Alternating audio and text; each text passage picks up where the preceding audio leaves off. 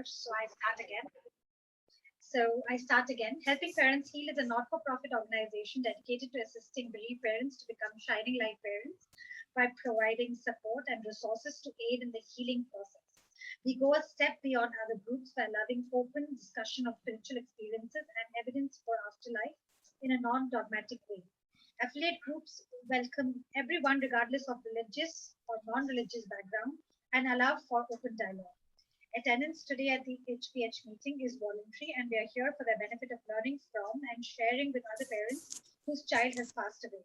It is understood that our discussions are intended to be confidential and not designed to replace traditional therapy or spiritual counseling.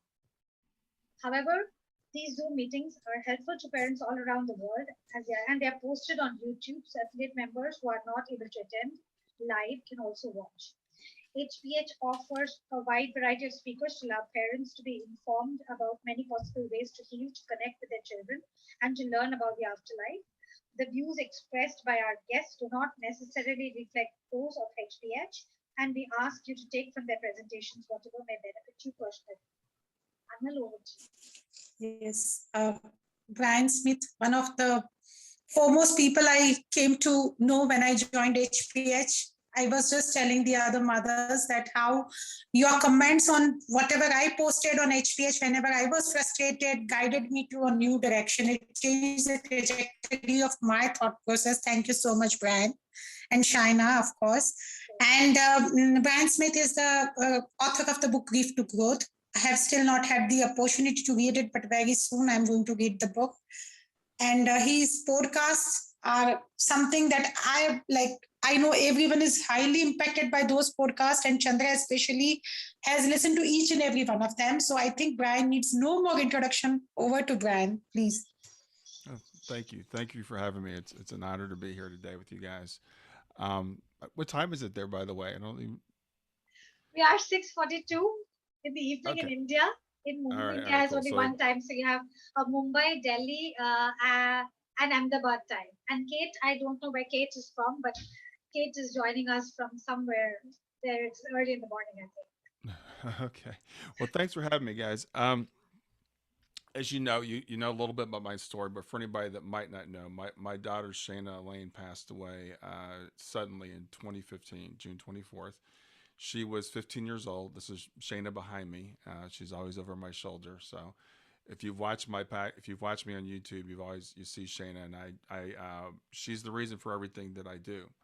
And I believe that everything that happens in our life does happen for a reason. Ironically, I came to that belief after Shayna passed. Before that, I wasn't so sure about that. So after Shayna passed, I was lost, of course, as you would expect, and was looking for help and for hope. And I ran into someone told me, and this is why I believe life is guided, because someone said you need to contact this guy named Mark Ireland, who you guys all know is one of the co-founders of Helping Parents Heal. So I contacted Mark. Mark sent me the book that he had written after his son passed. He connected me with Elizabeth Boisson. I happened to be on vacation where Elizabeth lives with my wife.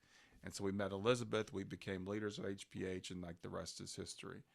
So a couple of years ago, so it was 4 years after Shayna passed, I was like, I'd done all this studying about the afterlife and death and stuff. And I worked with all these parents. And I thought, I want to see if I can help people more. So I wrote the book that I have called Grief to Growth. I started my podcast. I'm up to almost 150 episodes now. I've been able to interview some really fantastic people, people who have had near-death experiences, people who have had after-death communications, mediums, after-death researchers, just a plethora of people. And what I came to realize is that I have a whole new relationship with death now. And I hate even the word death because there is no death. We always continue on, whatever happens. There's one, like what Suzanne Giesemann calls it, her Sanaya calls it the everlife. So it's not this life and the afterlife, it's the everlife. And when we actually, quote, die, we're actually making a transition. So what I'll give you guys a short presentation I put together that kind of outlines this relationship that I have with death now. And I think it's really helpful. I do one-on-one counseling with people. And I was speaking with someone yesterday, and she's like, "So, what does you do?" And it really comes to, I try to help people just see things differently. It The whole thing about, about life and all the troubles we go through, and everything is a matter of perspective. Everything that happens to us, it's really how we look at it. We can't control what happens to us, but we can control how we look at it. So if you don't mind, if you can let me share my screen, I'm going to go ahead and give you guys a short presentation. So, Chandra, if you could, I'm just allow me to making share you the screen. host, Brian. That'll work too. Okay, that's fine.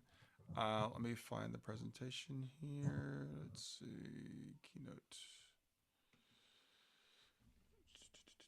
Because that way you can control the slides and the movement of the slides rather than depending on the. Yeah, I just need to find the right window here. I have so many windows open right now. Let's see. Sorry about this. Should have been better prepared. There we go. No, that's okay. We love spontaneity, so don't. All right. So let me find keynote again and play. All right. So you should be able to see my screen now. So again, what I want to do just real quickly today is take you guys through the way I look at life and death now. And again, I hate even using that word death because it's really reality, because there is no death. So what I'm going to do is just real quickly go over what is our relationship with death as a society. And I don't know if it's much different in India than it is the United States. I live in the United States, but this is kind of at least the Western view of death. What is grief? What if we look at death as not the end, but as the beginning of a journey, both for the person who's transitioned and for the person that's left behind, frankly. What to expect when we're going through this grief journey. What I call a grief practice, because I believe that when we're going through grief, we really have to work at it. And as you guys all know, it's exhausting being in grief. And so it's really something that we have to work at. I'll give you some tools that we can use when we're going through it, and then I'll just summarize.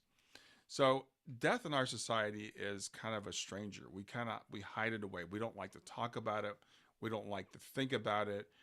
We live in a very youth-oriented world now, where we're always trying to stay young and stay healthy, which is great. It's great to take care of our bodies, but we deny the fact that our bodies are designed to grow old, and our bodies are they come with a time limit. We all come with the time limit. We all come with the expiration date, but we pretend that doesn't exist. And so what happens is, because of this thing where we try to cheat death, where we just push it out as far as we can, we view death as the ultimate failure. We have preconceived notions when people should die. Everybody here has had a child transition. We believe that children shouldn't leave before their parents. We think that everybody should live to be 70, 80 years old and then die in their bed. That's not the way life works. It's interesting that we have that notion. In the past, when children used to die, early all the time. We've been very fortunate because of medicine. We've been able to extend that, but it still happens, as we all know, that people die, quote, out of order. And that can make us very, very upset. We don't feel like life is fair. We have a lacking of the knowledge of the afterlife. There are a few people or a lot of people that claim to believe in the afterlife because of religion. Because they'll say, "Oh, well, we've been taught, well, when we die, we go to heaven, or we go to a blissful state or something." But people don't really have knowledge of that, and it's interesting because I've spoken with people who their entire lives have gone to church, for example, and been taught about the afterlife and taught about heaven, but they don't really understand it, so they don't really internalize it.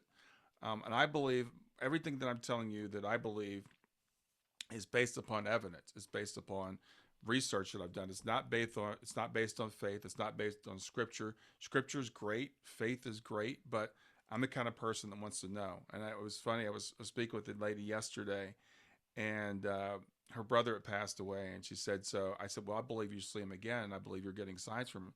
And she said, do you really believe that? And I said, yeah, I absolutely believe it. And that's not only do I believe it, I actually know it as well as I know anything else, because I've done research on this. And again, we view death as the ultimate failure, or even our medicine. we'll say that someone, they lost their battle to cancer. I hate the phrase that, someone lost their battle. If we view death as a loss, then we're all going to lose, because we all are going to transition at some point. That's not a loss. That's actually the way it's designed. We're designed to be born and we're designed to die. Everything that is born dies. That's not a failure. The only question is when and how do we make our transition. So that's the way we traditionally look at death. But what if we flip it around? What if we look at it another way? What if, when we quote die, it's actually the beginning of a new journey? What if we understand that the person that is making their transition, and I was on Facebook this morning, someone said, why do we say RIP when people die? Why do we say rest in peace? Well, it goes back to this old notion that people, even if we did believe in an afterlife, we believe that the dead slept, that people would actually sleep until they were resurrected at some point. But we know now from our research that's not true. When people actually, when they make their transition, when their bodies die, they actually rise. And there was a great book I read called The Risen. And this guy, the term he would use for people that were dead, he called them risen. And I like that term so much better, that people, when our bodies shut down, our souls are actually kind of set free. But also, as I was, I put this presentation together, and I thought it's the beginning of the journey for the person who's transitioning, but it could also be the beginning of the journey for us. For a lot of us, the passing of someone else is actually a wake up call for us, and we grow and become different people out of that. So there's two life-changing views I want to go over with you really quickly that are really key to the way that I think about this now. One is that we are not individuals as we appear to be, that we are actually part of a team.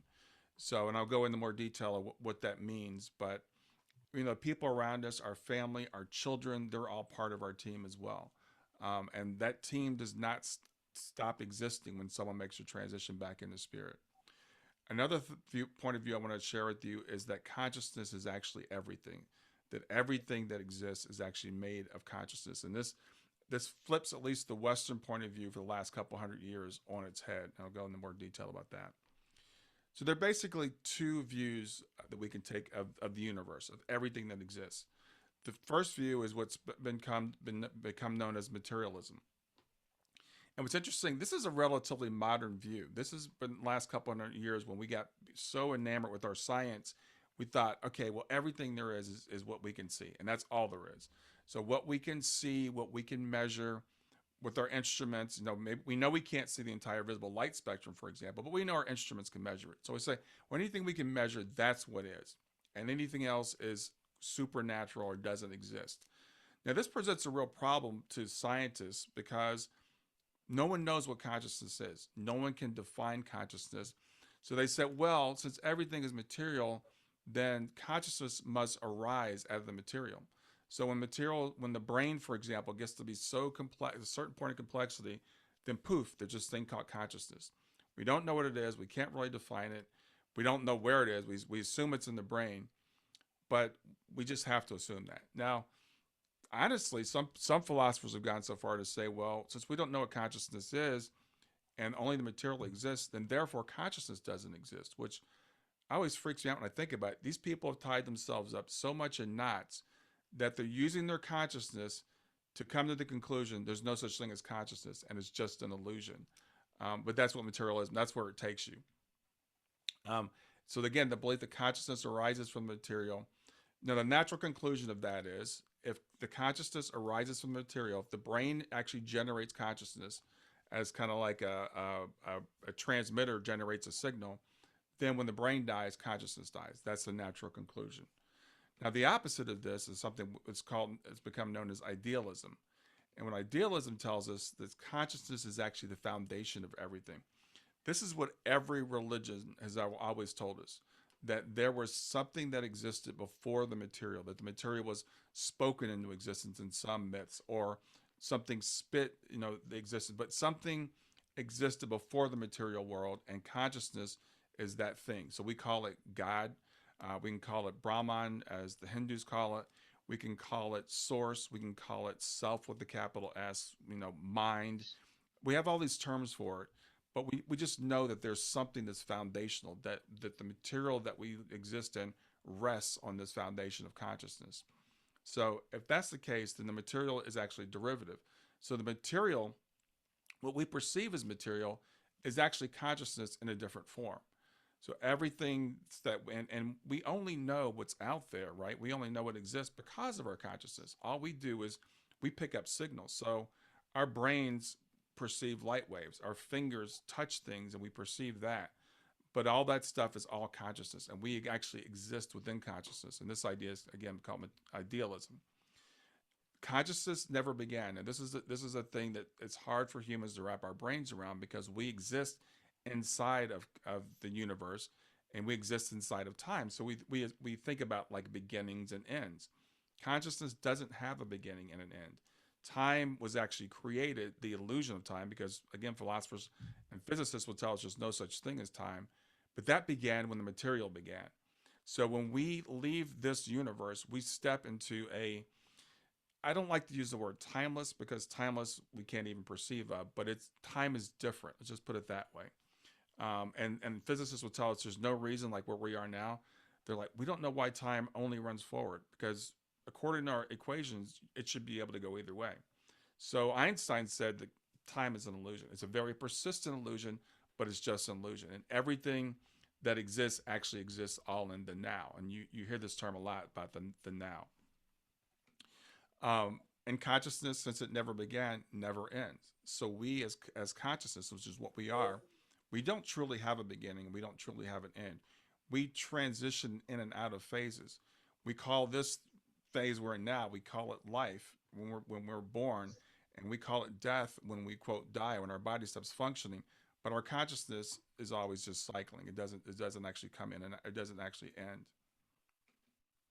So again, consciousness is everything. And this idea of idealism, which is interesting, there's a guy I really admire. His name is Dr. Bernardo Kastrup, and I've had him on my podcast. He is a double PhD. He's got a PhD in computer science. He has a PhD in philosophy. And he's come to this idea of idealism, and it's not a religious thing. It's a philosophical conclusion he's come to.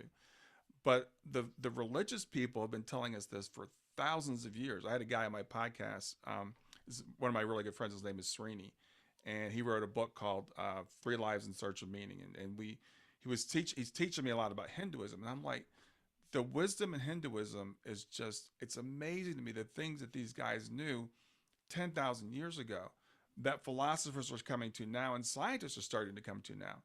And it's everything I just told you about, is that everything starts with consciousness. This idea that Brahman, which is kind of like the ultimate, that doesn't really exist as we understand existence, but it created existence, and we exist inside of that, and we're all like little sparks of that. So the thing is, we've forgotten this. As when we come into this reality that we live in now, what we call reality, we forget this. We take kind of a potion, if you want to say, a forgetfulness potion. We come in and we forget this. So what happens when we die? Well, there's a couple of possibilities. A lot of people can come to the conclusion now that we die, we're like a light bulb. We're on and then we're off. That's it. And again, I've talked to so many people that are like, yeah, that's it. When we die, we close our eyes and boom, it's like lights out. We don't exist anymore. Now, Kelvin Chin calls this the first belief system. There's like 4 belief systems when it comes to the afterlife. It's interesting that people that have this belief system, for some reason, they still kind of fear death. And we were talking about, Kelvin and I were talking about, I'm like, why would you fear non-existence? Because as humans, we really don't understand non-existence. I think it's built into our hearts and minds that we do go on. I think that's really built into us, but we've kind of told ourselves that we don't. Another idea that some people have is that we just merge back into the one, that we lose our individuality, that we're like drops in the ocean, and when we die, we just go back into the ocean. Now, whether this happens or not at some point in the far, far distant future, I haven't decided on that, if it's a possibility. But we do know from after-death communications that this does not happen, that people do retain their individuality. They retain their personalities. Mediums can read our children. We have people that have had near-death experiences that tell us, I was still me. I could still think. I still had a body of some sort. Whether it's a light body or physical body, that's kind of debatable. But I don't believe that we merge, and I don't believe that we blink out. Now, I've come to the conclusion now that when we pass, I believe we actually expand. It's like this body is, our brain is actually a reducing valve for consciousness. And right now, what we perceive is only what our brains can perceive. As you look around the room, there's so much more going on than you can hear, or that you can see, or you can hear. And when we cross back over, we actually expand, and we connect with our higher self, if you want to call it that.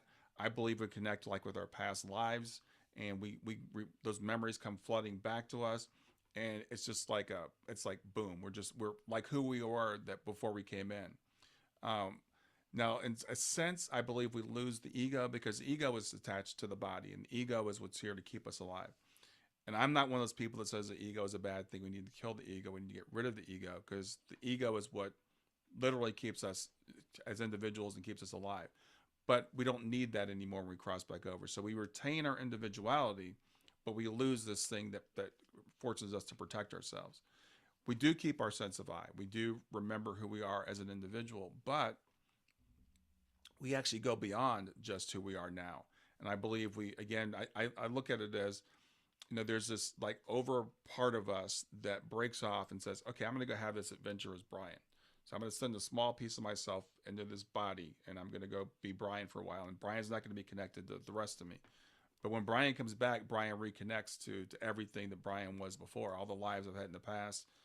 Again, using time analogies, past, future, whatever, we're all back together again as one. And I bring that story back with me. Again, we retain access to the memories we already have, and then beyond that, we expand it and get access to a collective consciousness. And again, we have a reunion with our higher self, and we have a reunion with our team. And these could be our kids that are part of our teams who have already crossed back ahead of us. It could be people that are with us here on Earth now. Sometimes when we come in with everybody in the team. Sometimes it's just a couple of us. And I've heard of people that have done past life regressions and really, really struggling in this life, and they'll come to the conclusion that they came in without their team for whatever reason, this life, and they haven't been able to find their team, and they're struggling because of that. So again, just to kind of reinforce this, and we only perceive while we're in these bodies a tiny fraction of what exists. If you look around you right now, what you see in terms of the light spectrum, you see like less than 10% of what's going on around you. We only hear a small band of sound around you. Anybody that has a dog, your dog can hear sounds that you can hear. Sometimes your dog will look across the room, or they'll perk up their ears because they're hearing something that you can't hear. When it comes to smell, a dog's sense of smell is estimated to be 10 to 100,000 times better than ours. When a dog's walking down the street and they're stopping, you're like, why is that dog stopping? That dog can tell who walked by, what they had for breakfast, when they walked by. There's so much going on around us that we can't perceive. Now, expanding this out to the universe, the universe is made up of what's called dark matter. There's a lot of dark matter in the universe. It's up to 68% of the universe. Dark matter is something that we can't perceive, even with our instruments. So what physicists have done, they've looked at the universe and they said, well, to balance our equations, there's got to be something there that we can't perceive. So we're going to call that dark matter. There's also something called dark energy, which is up to 27% of the universe. Again, this is energy that we can't perceive. You add those two numbers together, that's 95%. 95% of what's going on in our universe, we cannot perceive. What if that's what we call heaven? What if that's what we call the other side? What if, that could be that it's just there. We can't perceive it. So I say all this to say, when people look around and say, I know everything there is to know, 95% of what's going on, we can't possibly perceive. So we don't know, and we don't know what we don't know. So when people say, oh, well, it's obvious that when someone dies that their consciousness stops, again, how do we know that? We know their body has stopped functioning. But I look at it, when people look at a body, I'm like, if a butterfly goes into a cocoon, a caterpillar goes into a cocoon, and the caterpillar comes out and it's a butterfly and it's flown away. We're looking at the body, that's like the cocoon. So we're looking at this body and saying, oh, a terrible thing, they're dead. They're flying around, right? We're looking down here and they're up there flying around. And I just put some photos on here to show you. This is photos taken by a guy named C.P. Burroughs. These are actual flowers that he's lit with ultraviolet light. So if you think about like bees flying around, this is more like what a bee sees. We look at a flower and it looks like it's beautiful, but these look like they're actually lit from within.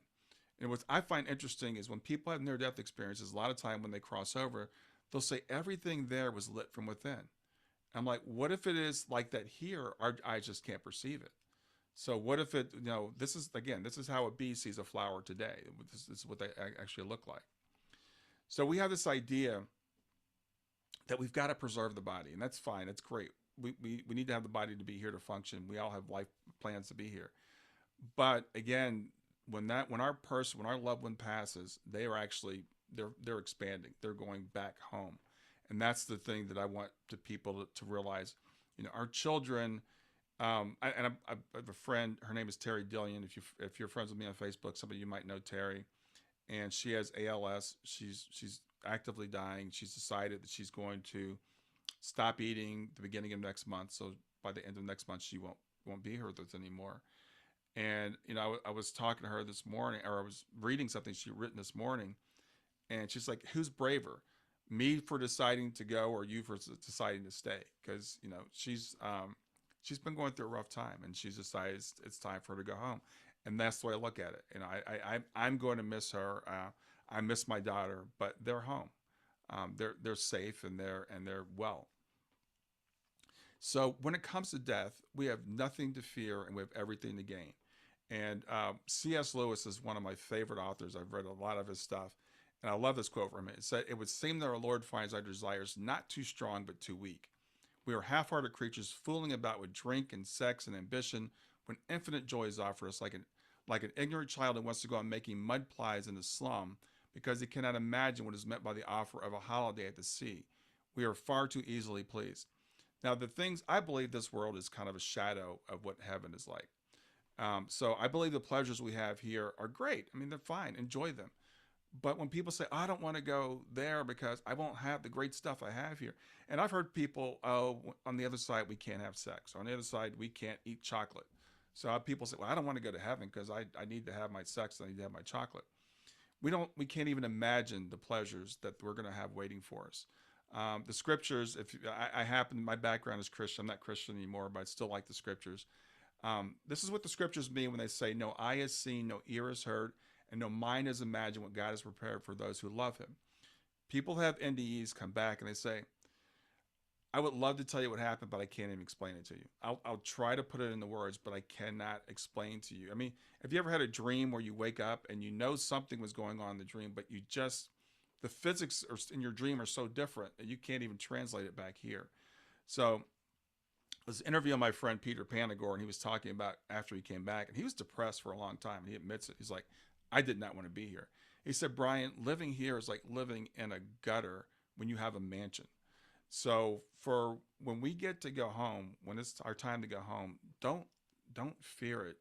Don't, don't think your children are missing out on stuff. And I know some of us have lost children early, and my daughter was 15. So I'm like, "Oh, she'll never get married. Oh, she's never going to graduate from high school. She never got a chance to drive." Well, she's not driving now; she's flying. So who cares if you can drive a car when you can fly without a car, without a plane?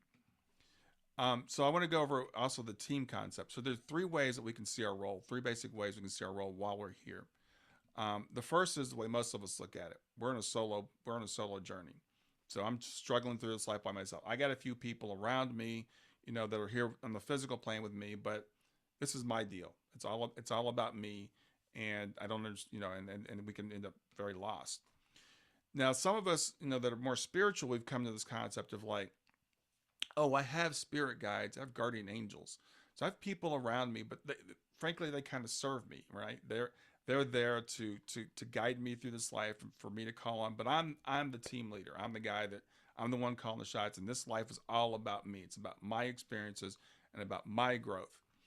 Now, there's a third way that I don't know if you've heard of this or not, but this is my conclusion. I believe we're actually team members. And nothing is about just us.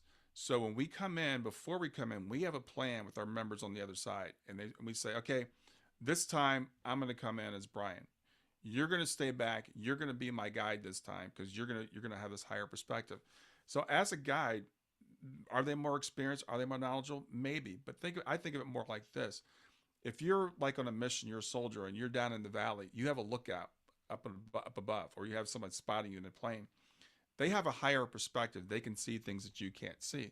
So that's why they get to call the shots, not because they're necessarily, more advanced than you are.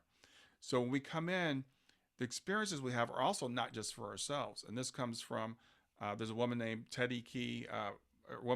Teddy Key passed away. Her daughter was Frankie Key. And Frankie wrote a series of book called The Team. And she talks about this concept about, we come in but Natalie Sudman, when she had her near-death experience and she went back to the other side, the first environment she found herself in, she was kind of in a briefing room. And she was standing behind a podium and all these beings were like, tell us what happened. Tell us what this was. And it's like a download. So everything that we're going through is not just for us, but it benefits everybody on our team. So as you're going through your struggles, you're like, why do I have to go through this? Think about the fact when you go through this, other people on your team don't have to go through this because they're actually going to learn from you.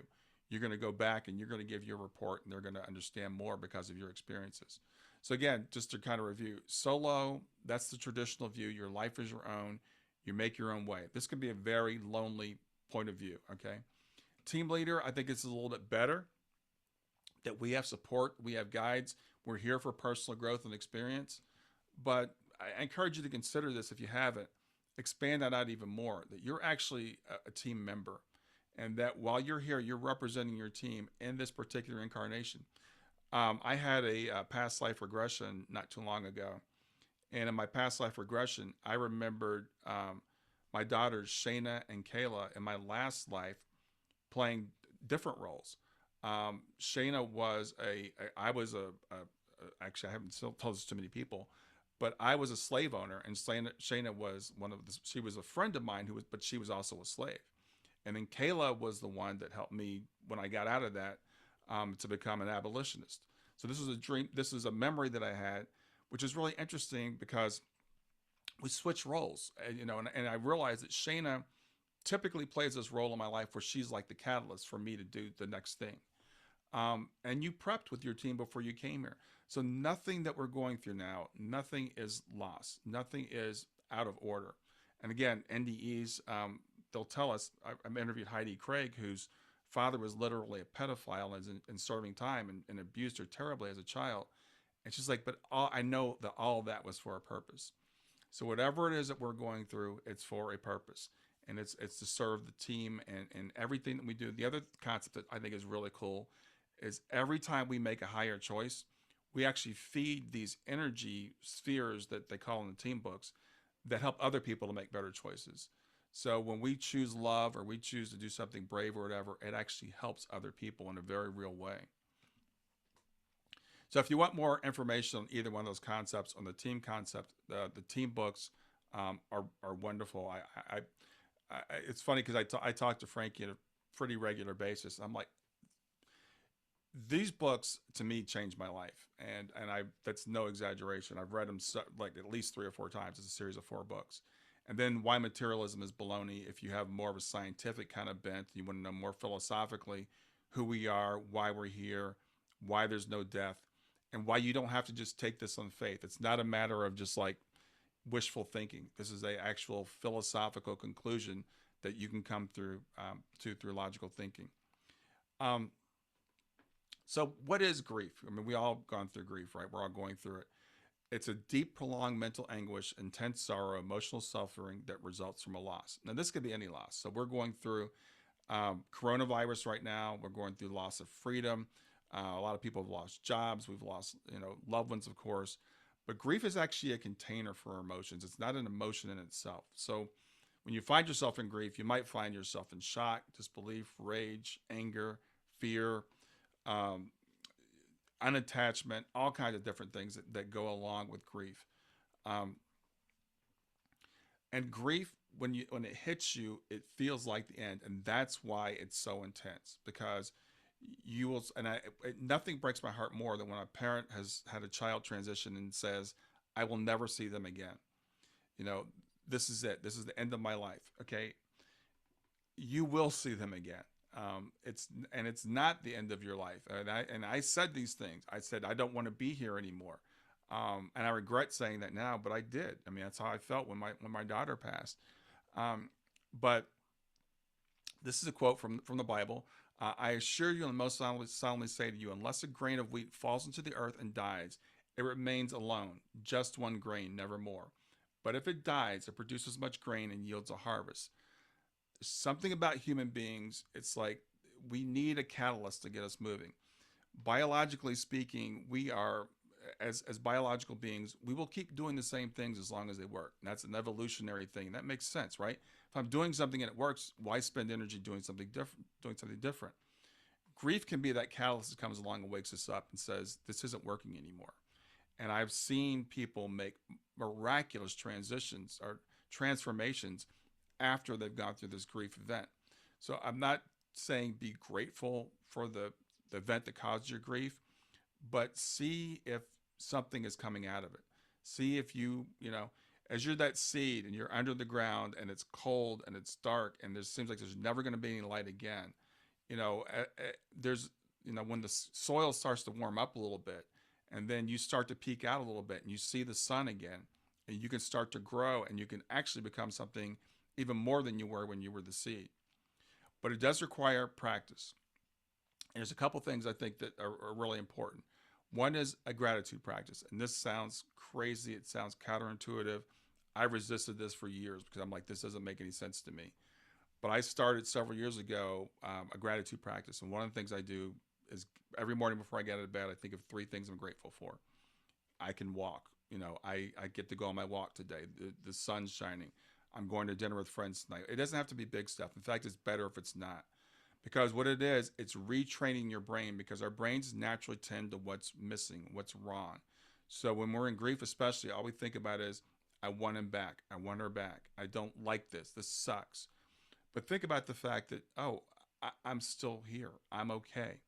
I will see them again. And start just trying to retrain your brain to this gratitude practice. Forgiveness is really important. We can be angry at other people when we're in grief. A lot of times people are blaming the doctor. They're blaming the drunk driver. They're blaming the person that sold their kid the drugs. We're blaming ourselves, especially as parents. I don't think I've met a parent yet that hasn't put some blame on themselves, no matter how their child transitioned.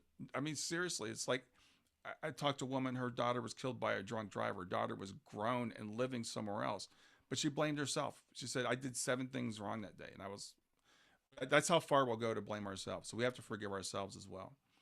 We have to find hope. I truly believe that human beings can endure anything as long as they have hope.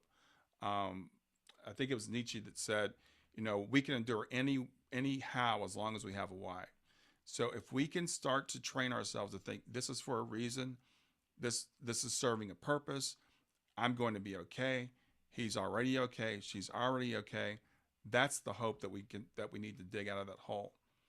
Finding your tribe. And I applaud you guys because that's really important. Helping parents heal, finding people you can talk to that are like-minded, people you can share signs with, people you can share hope with, people who will encourage you. Extremely important. So I actually just recently came up, I call them my gems to navigate grief, and it's GEMS. It's an acronym. So the first one is gratitude. I already mentioned the gratitude practice. I think it's really important. I encourage you guys to do this. But some people say gratitude journal. That's great if you get to that. But just when you wake up in the morning or before you go to bed at night, just as you're in your bed, 3 things. What am I grateful for right now? What are 3 things that are going in my life right now that I can be grateful for? Start with that. And then you can incorporate it throughout your day. And then you'll find yourselves doing it it's not even like a burden anymore. It becomes more of a habit. And you'll be outside and you'll see a flower or a butterfly or a bee, and you'll start to appreciate things more. Exercise. As much as you're physically able, get out and walk. For me, it's walking. I walked 6 miles. I walked 6 miles this morning. But if it's a 15-minute walk after dinner, if it's, doing a video, there's so many things you can do now. Whatever works for you, it can be gardening, whatever works for you. But our mind-body connection. Hold on one second, please. Alexa, stop. our mind-body connection is really important. So it's really important that we keep our bodies in reasonable health as well. And exercise is really good for the brain, the fog that we have when we go through grief. Mindfulness or meditation practice, something where you sit and just sit in the moment. So some people don't like the word meditation. You could call it mindfulness. It could be 5 minutes. It could just literally be sitting or lying in bed and just for 5 minutes think of what's going on right now, listening to the sounds around you, feeling your heartbeat. It could be something more formal. You could listen to guided meditations. I do a lot of guided meditations, but something where you take your mind off of, you actually put your mind on just what's going on right now. And this is also really important for training your brain, because you'll learn that your thoughts, right now, most people think my thoughts are just my thoughts and I can't control them. And you'll learn I can slow my thoughts down. You can't stop them. You can choose thoughts. If you're having a thought you don't like, you'll learn I can turn away from that. So as you're going through your practice, for example, you're sitting here and you're thinking, okay, I need to make dinner tonight. I need to go to the grocery store, right? But you're meditating. So you say, oh, I'm going to put that away. I'm going to come back to where I am right now. And then you think about something else. You say, I'm going to put that away. I'm going to come back to where I am right now. That actually trains your brain. That's like a muscle that you can start to say to your brain, I don't want to think about that. So when you start thinking about something negative, something painful, something you don't want to think about, you can take your brain and say, I'm not thinking about that right now. I'm going to come back to this. So mindfulness is really important. And then sleep. This is pretty basic, but I really encourage people to try to get in a good sleep routine. So set a bedtime if you can, the time that you get up. Good sleep habits. Don't watch TV right before you go to bed. Don't have a TV in your bedroom. Anything you can to improve your sleep, because again, that mind-body connection is really important, and your brain needs sleep. And if you don't get sleep, your brain produces chemicals that will make the grief even worse. And grief is a journey. So the thing is, as much as possible, this is hindsight now for all you guys, because you're already going through it. But for your next grief event, be prepared. These practices I'm talking about are not just necessarily for grief. These are great practices for navigating everything in life and building resilience. And if you have that resilience built, when you do have the grief event, you won't fall apart as much. Grief is not limited to the loss of life, as we talked about. It's a lot of different things. There's going to be this stage at first where what I'm saying is going to sound crazy to you, because I call it the white knuckle stage, where you're just kind of holding on. And you guys all know that, right? You know that first part of it. So at that point, we're just trying to, anything we can do. I was talking to someone not too long ago, and their granddaughter was murdered. Like, it was less than a month before that. And the woman goes, I'm not doing very well. I'm not back at work. And, I'm not doing all the things I need to do. And I looked at her, I said, you're out of bed this morning and you're talking to me. Give yourself credit for that. But have gratitude for that, because, this was a granddaughter. It wasn't just a granddaughter. They lived with her. So it was like a daughter. Develop this new perspective. I think it's really important that we develop the perspective that nothing is ever really lost. Use the practices and tools I talked about. Build the community, which you guys are already doing. And think about this transition as a new beginning. It's a different relationship for you and your kids. It's not one that we would have chosen, but you can continue that relationship. They are going on. You will see them again. So I use analogies like, Shayna's off at college, and I'll see her, when or she's completed her mission. I'm still in school. I use these different analogies to kind of tell myself, and I tell people, I know it may sound morbid to some people, but I look forward to when I see her again. I look forward to dying. And Shayna loved Christmas, and I'm like, when I see her, that's my Christmas day when I see her again. So again, it's a transition. It's an illusion. It doesn't really exist. There's a medium I know. Her name is Farrah Gibson. She just says heaven is 3 feet off the floor. They are right here. They are literally right here. So it's just like they're in a different phase. So just keep that in mind, that we can still have a relationship with them. So that's what I had to share with you today. Does anybody have any questions, any comments?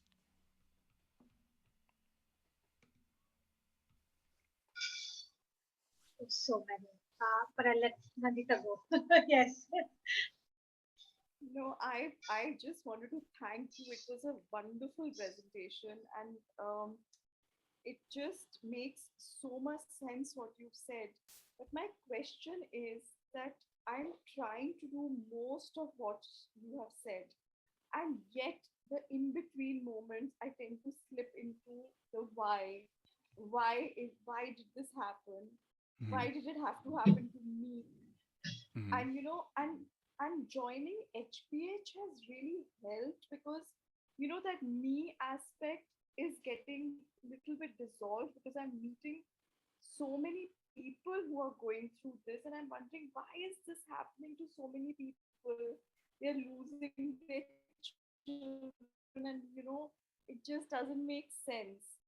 So I just wanted to know that how do you reach that point where you're able to, you seem to have, I mean, you are already growing, and I'm at that stage where I'm feeling that it's all become pointless. Mm. So how do Yeah. you convert this to growing? I am using the tools, that's why I'm asking. Despite that, why am I not able to find a purpose? How long has it been since your child passed? This January, January. yeah, It's it's been going to 6 years be for me. eight. It takes time. It takes time. So the thing is, we're trying to bring in a whole new mindset, right? And we everything in life is so far it's like this is happening to me, right? And it seems random. So again, keep in mind it's been 6 years for me. It took me 4 years before I started doing this grief to growth. It took me a year before I start working with helping parents heal. So it does take time to make the transition. I actually did a guided meditation because I had so many people saying this to me, like, wherever you are in your journey, be happy with where you are, be satisfied with where you are. Because we talked about the seed falling to a ground, right? So the seed doesn't fall to the ground and spring right up. The first thing the seed does, the first thing is first of all, it dies, as Jesus said. The seed becomes like dies. There's when the caterpillar goes into the cocoon and spins the cocoon around itself. A lot of people don't know this. The first thing it does, it releases these digestive enzymes from inside of itself, and it literally digests its whole self. It turns into soup. It's liquid. So if you look at that caterpillar at one point, you would say, "This is it. This is over. This caterpillar is not coming back from this." That's the stage we are when our kids first pass, right? And that's where you are right now. You're just starting to grasp onto that hope. So the first thing is having hope that you can have hope. When I first joined helping parents heal, I was like, I am never going to be like Elizabeth Boisson. I am never going to be like Mark Ireland. What is wrong with those people? You know how did they get to be? Elizabeth is like the happiest person I've ever met in my life. But you have to Yeah, remember, you're right. it took us time. It takes time. I even a simple task like when I first saw the first HPH meeting on YouTube and I saw Elizabeth for the first time, the very fact that she even had her rings on, it just made me feel, do I ever want to wear my jewelry ever again? Right, right. Yeah, believe me, I was there, and I've talked to a lot of parents who was there. There was a woman named Donna Visaki, and she wrote a book. I think it's called "Meet Me at the Top of the Mountain" or "The Bottom of the Mountain." But I remember listening to a podcast, and she said, after my daughter passed, I was standing on the curb, and a bus was coming by, and I wanted to step out in front of the bus, and I thought I want to read that woman's book because that's how I felt. I remember driving not too far from here, and it was a beautiful day. I was like, if I just turn my car and run into that bridge, I could be dead. I could be with Shayna in a few minutes. So I had those feelings, and I still have bad days. Something came up yesterday, and I'm like, I miss Shayna. I still miss her a lot. So don't feel like like we're super people, or you won't get there. You will, but it will take time and it will take work. Can I ask you one more question? In Sure. your presentation, you mentioned you have another daughter, Tyler, and Hmm. similarly, I have a son, and my son and my daughter were really, really close, very, very close to each other. So I also grieve a lot for the loss of his relationship. He's only Hmm. 17, and I feel why does he have to go through this at 17? How will he process this? What will his life be? I mean, his companion in every way is physically not with him. So, can you give me some idea how did your daughter Sure. Sure. cope And with I this? hate to be rude, but I do have another meeting, but I do want to answer your question. Kayla and Shayna are 3 years apart, and they were like twins. I mean, and Kayla was like her mother and her twin at the same time. So just like that, really close relationship, twin flames. I was very concerned about Kayla because Kayla, uh, I may be saying this, but Kayla dealt with depression before Shayna passed. So I was concerned whether she was going to be able to go on living because she was 18 when Shayna passed. Um, I believe in soul planning. I believe that we all planned this. I believe that they planned it together. They still have a relationship. Shayna drops in on Kayla more than any of us. Kayla dreams about her. Kayla is basically a medium, at least when it comes to Shayna, so she can communicate with her. I will tell you this: children handle it differently than parents do. So you need to give your other child space, let them know you're there for them, to listen to them, model for them, like the stuff you're doing now. So we can, they don't want to be a lot of times coached or pressured or, made to talk about their feelings, but just be available for them. And it's been 6 years. Kayla's 24 now. Kayla just graduated from college. Well, she just graduated with her master's. After Shayna passed, she said, I'm going to be more like Shane. I'm going to be more aggressive. I'm going to be more assertive. I'm going to ask for what I want. I'm going to, she changed her major from something she didn't like to something that she felt more satisfied with. So she's grown a lot out of this, but it was tough. It was tough. Thank you. Thank you. This gives me hope. This gives Yeah. me a lot of hope. Yeah. Well, Uh, I want to thank you guys. I have to go. I'm sorry to be rude, but that's it. I'd love to Uh, come back and talk to you guys again if you ever want to have me back. we'll definitely have you back. Thank you, Brian. Uh, Anjula, Kate, sorry, there's a time constraint, but if there are any questions, maybe we can email them to Brian and then he can get back to us on that. So Yeah, thank you you can go to so my much. it's Brian at Grief to Growth. It's grief the number two growth.com. I'm on Facebook, so I know I'm friends with some of you guys on Facebook. Friend me on Facebook, and again, I'd love to come back. We'd love to have you back. Thank you so much, All right. Brian, because you've just given us lot to go. So thank you so much for making time for us, and Uh, we hope to host you in India sometime. yeah. All right. Cool. You guys have a good day or Yeah, good you too. evening. Bye. Thank you so much.